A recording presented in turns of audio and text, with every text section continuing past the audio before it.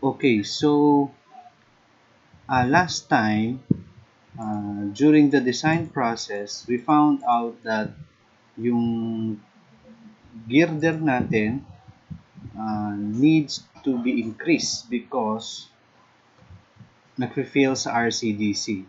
So, such that naging 400 by 700 na lahat. Okay. Now, here we will investigate kung economical ba talaga na lahat ng girder will become 400 by 700. Okay. Okay, so in this case, ito yung last model. So dahil naging 400 by 700 yung girders, naging 700 by 700 yung poste to satisfy the strong column, weak beam provision para hindi mag-fail sa joint failure sa joint yung column. Okay. So itong model na to, pasado na to. No? Okay. But let's try to further investigate kung economical ba to. So what I did is kinat ko yung ano na to, itong frame na to, itong 3D frame na to. For example, view. Yan. Actually, ang nagfe-fail lang nung una is tong girder na ito. Yan, yung mga yan. Because as I was explaining, nagkaroon ng shear wall effect dito dahil 7 meters to, tapos biglang lumiit yung span. So naging short beam to such that nag-govern na mode niya ng behavior is shear, no? Hindi beam. So may malaki kang moment tapos biglang liit to, no? So naging rigid siya, no? Parang shear wall effect na siya. So ito lang, no? Now, in-extract ko tong frame na yan. So ito yun. And then in-apply ko yung lateral force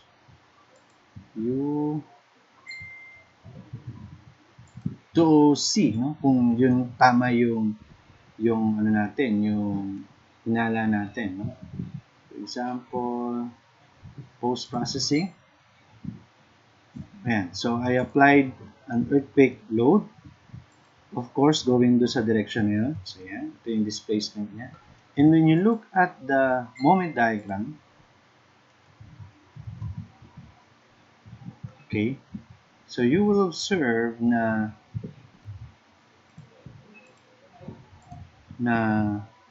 malaki yung moment dito.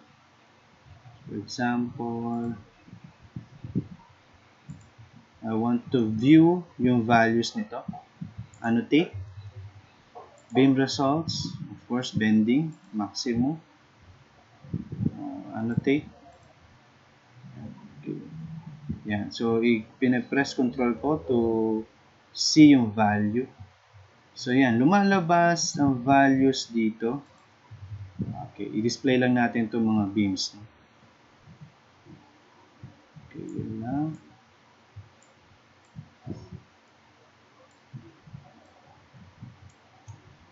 Display ko lang yung beams. So, view, selected object.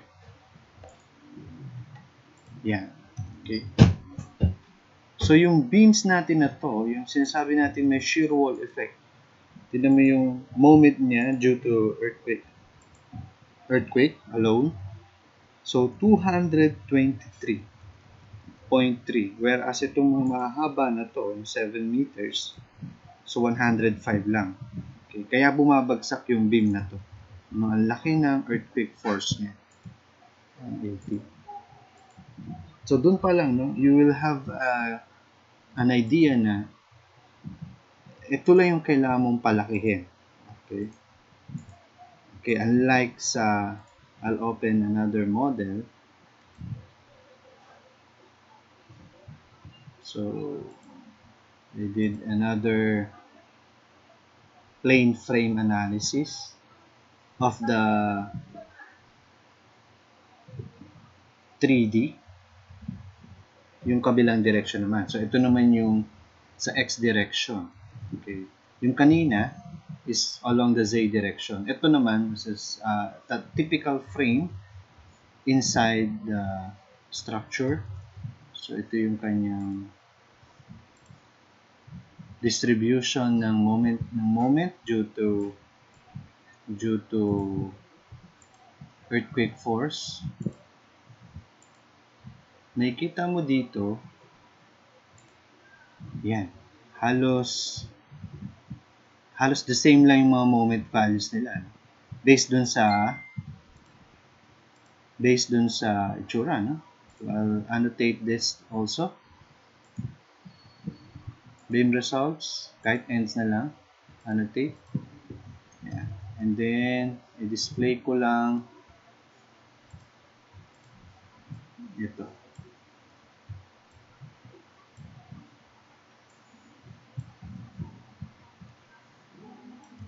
Okay. View selected objects. So you will observe, tinan nyo yung mga values. 135, 125. So walang lumagpas ng 200. Okay, 121. Therefore, itong mga beams na yan, lumalabas, papasa na yan. Dun sa original cross-section natin.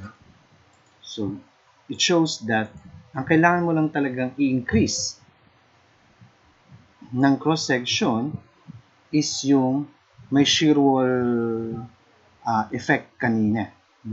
Because ito, napapansin mo, halos equal yung distribution ng moment. Okay. Okay.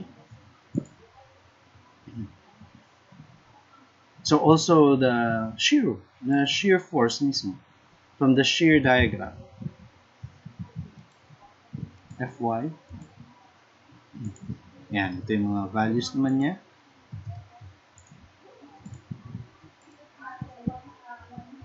Okay. Yan, so maliliit lang, no?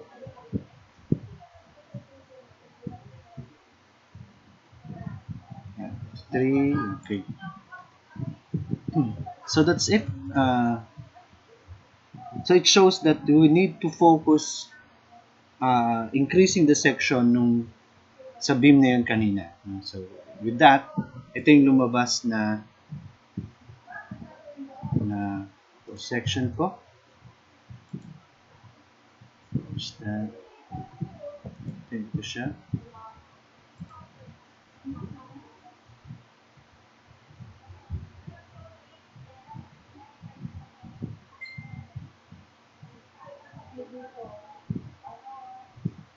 Yan. So, properties. Okay. So, ang ginawa ko na lang 400 by 700. Itong maliliit na to. Yung sinasabi kong nagkaroon siya ng shear wall effect. And then, ang nag-stay na 300 by 500 is the rest of the girder. Okay? So, dahil lumiit na yung girder, 300 by 500, unlike sa unang model na 400 by 700, pinaliit ko na rin yung poste. Okay? Yeah. So, let's see kung papasa ngayon ito sa RCDC. So, for example, this one. So, I'll now open RCDC. So, check ko muna yung beams, no?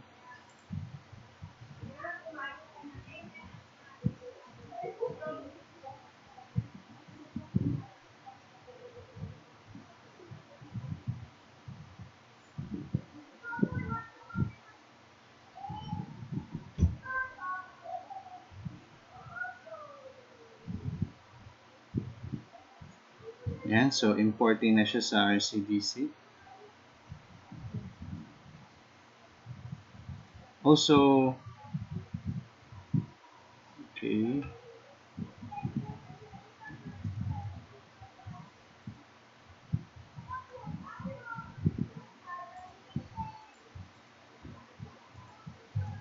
By the way, if you want to know how to create a plane frame, actually kahit hindi mo na gawin yun, yung plane frame na kanina, from the 3D alone, we can investigate. No?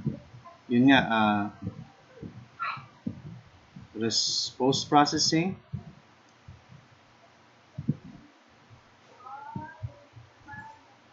Okay. Hindi ko pa pala niran. Pin. Say, one po na to.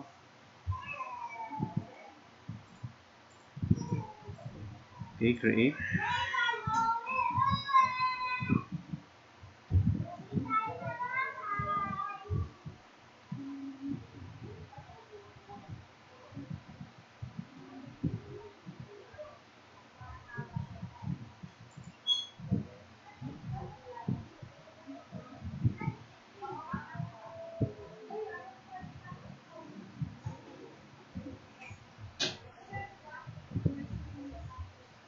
No.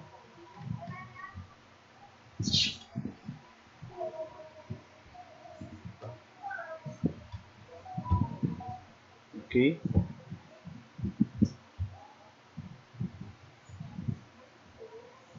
Yan. So, reading na siya. For the meantime, I'll open the... Okay, where's that? Post-processing. Okay. Kailangan na ano to, analysis. Kailan ko muna to.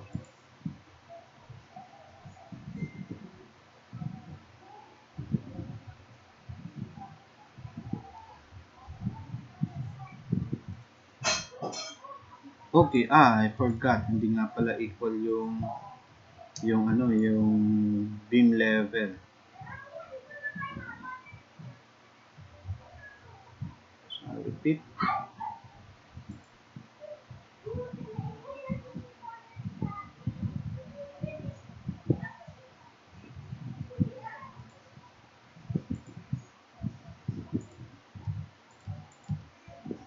Hindi nga pala equal yung beam numbers.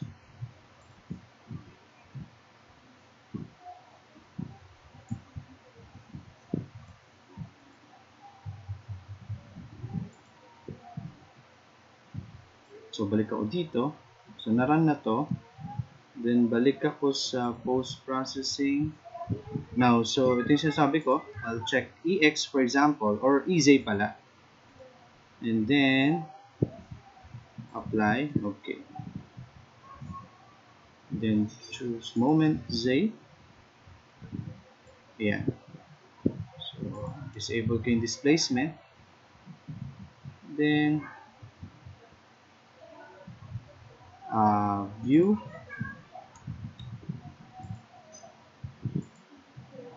Yeah, parang ganyan, no? Diyan pa lang, makikita mo na, no? We're investigating earthquake at Z. So, makikita mo ang laki kagad ng moment dito. Right? Compare dun sa span na to. So, kaya nag-fail, no? Sa RCDC. Dito siya nag-fail. Okay, meanwhile, ito yung RCDC. Let's now check kung pasado na to. So, I'll import a project settings.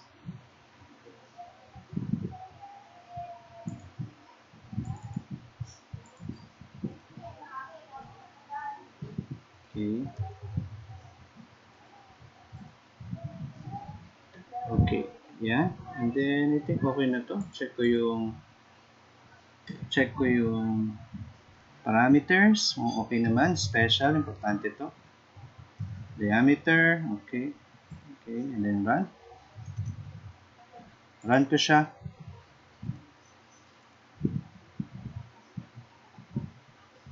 Check ulit to, no? Yan, no? So, yun nga.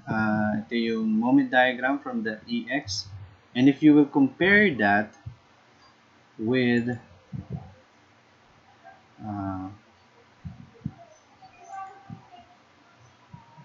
EX, okay, EX, apply, okay, what happened?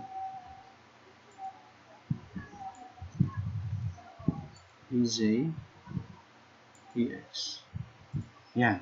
So, halos uniform yung mga moment diagram niya compared dun sa isa. Okay. And maalala nyo, no, yung nung where is that? Where is the 300 by 500? Ito, no? Tapos pinalitan ko siya ng 2.5.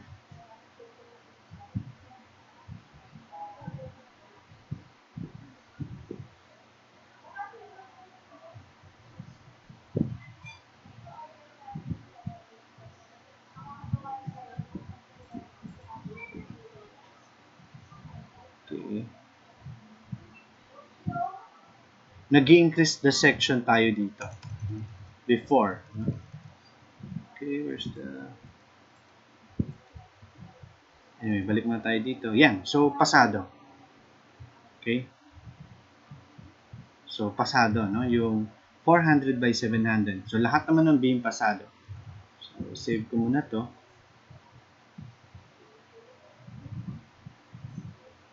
So, ibig sabihin, okay lang na 300 by 500 yung ibang girder, but I need to change the girder dito sa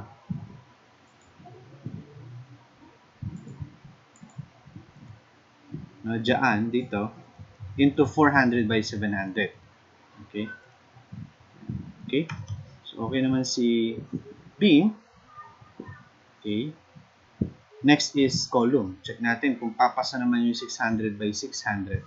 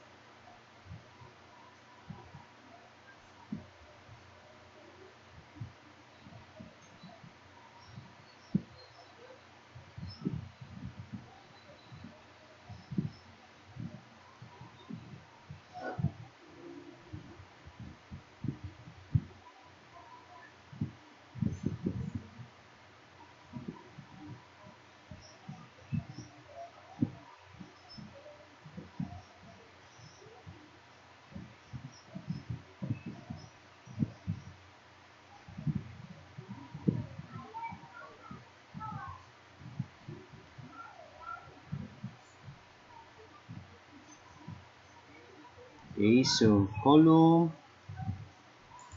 1, 1, 1.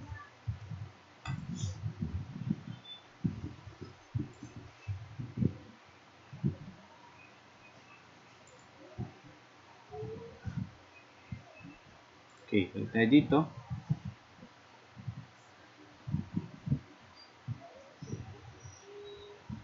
So, medyo kung malito pa yon, kung nalilito pa kayo doon, pwede namang view, top view. Kung medyo crowded, so pick tayo ng isang frame. Yan. Tapos, view selected object.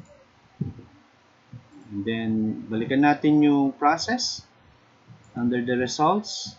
So, going to the EZ direction kasi ang i-resist nitong earthquake, EZ. MZ, tapos gawin natin itong EZ. Yan. View. Yan. Ito yun. Okay. And what's this? Okay, yung value nito. Annotate.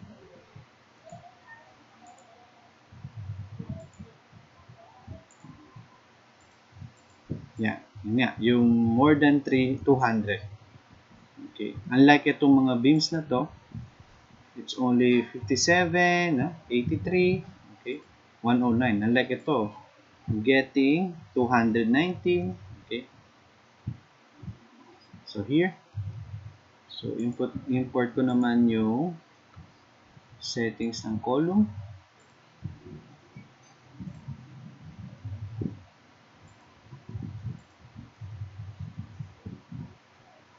Okay. Okay, ductile, special. Okay, in-check ko yung beam shear and optimize. Okay. Reinforcement, okay naman. Sinet ko muna ng 20 mm. Okay, so run ko na to.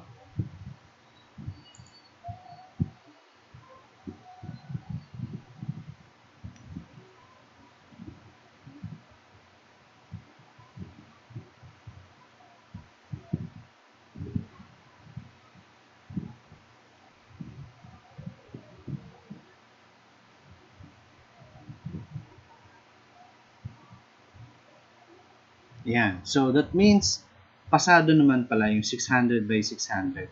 Okay. I think this okay na. No? So pumasa na yung beams natin, pasado na rin yung columns. Okay. And yun nga, for those na nalilito why I do that, kasi for example here,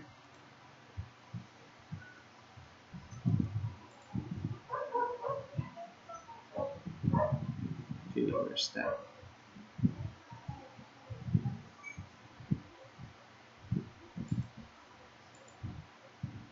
Display hole structure. Kung babalikan ko yung result setup, I'll choose this one, this load case. Summary, ang maximum moment ko kasi is getting 316. Yeah, okay. So, 316 sa girder na yon. 316. So, ganyan kalaki yung moment niya. Okay. And when you input that here, 316, example, gawin ko itong 316.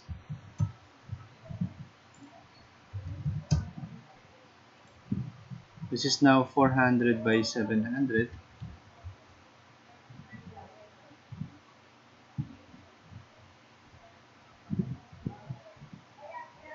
Yan. Kung 300 by 550 at that moment, hindi kaya. Sinasabi ni spreadsheet, increase the section.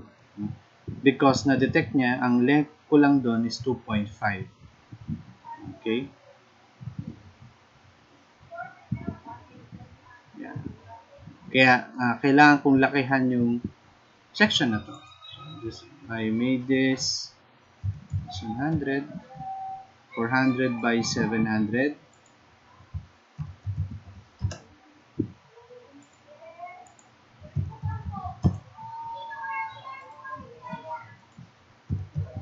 Nahabol ko lang yung 400 by 700 for the purpose na yan, pumapasa naman, no? 400 by 700. Okay. Yeah, that's why, no? Lumalaki yung section. Okay? So, it turns out, okay yung yung model natin na ito. Where's that? This one. Pasado kay RCDC. Yung girder and column. Unlike the previous run, na 700 by 700 yung poste or yung column. So, dito, kaya naman ng 600 by 600. Okay? And then yung 400 by 700 lang, itong mga to. Itong mga short beams na to.